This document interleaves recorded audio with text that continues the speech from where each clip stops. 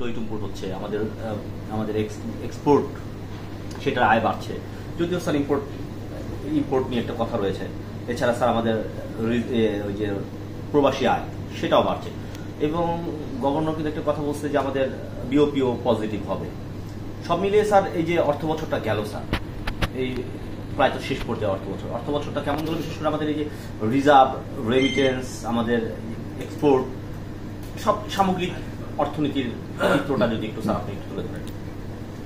শুরু করি রেমিটেন্স প্রবাহ দিয়ে। আমাদের গত 5ই আগস্টের পর থেকে রেমিটেন্স প্রবাহের মধ্যে একটা উল্লম্ফন দেখা গিয়েছে।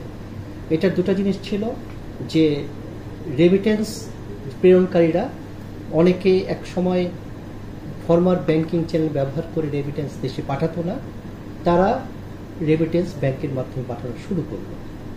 2 নম্বর হলো এখানকার যে আমাদের দেশে যে বাণিজ্যিক ব্যাংকগুলো, তারা তাদের ইম্পোর্ট পেমেন্ট দেওয়ার উদ্দেশ্যে বিদেশে যে এক্সচেঞ্জ হাউসগুলো আছে তাদের সাথে সম্পর্ক আরও বাড়িয়ে দিল। কারণ বাংলাদেশ ব্যাংক থেকে বলা হলো যে বাংলাদেশ ব্যাংক তাদের ইম্পোর্ট পেমেন্ট দেওয়ার জন্য কোনো প্রকার ডলার সহায়তা দিবে না, অতএব তারা নিজেরাও আহরণ করা শুরু করলো। এই দুইয়ের ইফেক্ট, এবং সবচেয়ে বড় কথা যে ওভার ইনভয়েসিং এর মাধ্যমে যে মানি লন্ডারিং হতো সেটা অলমোস্ট জিরোর পর্যায়ে নামিয়ে আনা হয়েছে। এই তিনটার কম্বাইন্ড ইফোর্টে একটা উল্লম্ফন আমরা দেখতে পেলাম। এমনকি মার্চে আপনারা দেখেছেন রমজান ঈদ উল ফিতরকে সামনে রেখে $3 বিলিয়ন একটা মাইল ফলকও আমরা স্পর্শ করতে পেরেছি। এই হলো একটা দিক যেটা রিজার্ভের উপর ব্যাপক পজিটিভ ভূমিকা রাখে। বললাম ব্যাংকগুলিকে বলা হলো যে তোমার ইম্পোর্ট পেমেন্টের জন্য যে বৈদেশিক মুদ্রা দরকার সেটা তোমাকেই ব্যবস্থা করতে হবে, বাংলাদেশ ব্যাংক রিজার্ভ থেকে কোনো বৈদেশিক মুদ্রা সহায়তা দিবে না।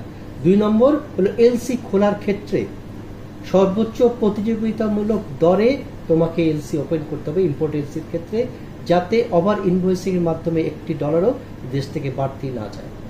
যার ফলে বাংলাদেশ ব্যাংককে এটা নিয়ে তদন্ত করেছে ব্যাংকগুলোতে, এবং ব্যাংকগুলো সবসময় নিজেরাই কশাস থেকেছে যাতে কোনোভাবেই ওভার ইনভয়েসিং এর মানে দোষে তারা দুষ্ট না হয়। এই দুটার কারণে বাংলাদেশ ব্যাংক অবশ্যই মনিটর থাকার কারণেই তো ব্যাংকগুলো সজাগ থেকেছে, এবং এইভাবে যাতে ডলার ড্রেনেজটা হয়নি। রেমিটেন্স একটা ইম্প্যাক্ট তো আছে। 2 নম্বর হলো আমরা বেশ কিছু মানে সরকারি গভর্নমেন্ট টু গভর্নমেন্ট যে লোন সেগুলো কিন্তু আমরা রিজার্ভ থেকে পেমেন্ট করেছি, যার ফলে হয়েছে কি দেশের রাষ্ট্রীয় দায়ও অনেকটা কমে আসছে। আর সর্বশেষ দীর্ঘদিন যাবৎ মানে আমাদের যে ডেভেলপমেন্ট পার্টনাররা তারা আশ্বাস দিয়ে আসতেছিল, কিন্তু বিভিন্ন কারণ শর্ত আরোপ করে আরো বেশি অ্যাসেসমেন্ট করার চাচ্ছিল যে আসলে বাংলাদেশ ব্যাংকে তারা বাংলাদেশ সরকারকে তারা ওই বৈদেশিক সহায়তা কন্টিনিউ করবে কিনা। তো তারা যে সকল শর্ত দিয়েছিল প্রথম দিকে কিছু কিছু শর্ত অনেক কঠিন হলেও বাংলাদেশ ব্যাংক নিজেদেরকে ওই কঠিন শর্ত মেনেই ঋণ নেওয়ার অবস্থায় উন্নীত করতে সক্ষম হয়েছে।